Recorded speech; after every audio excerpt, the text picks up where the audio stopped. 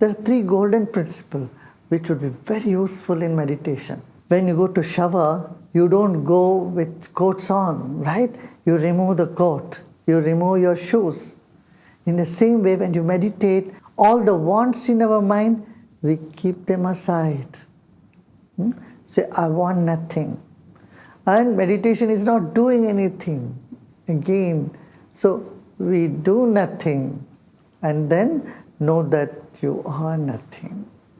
These three principles can make our meditation very deep.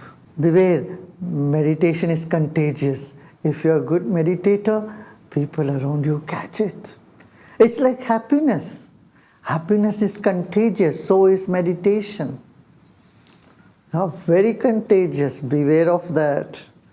Okay, let's meditate. Let us make the whole world meditate and free this planet from violence and stress.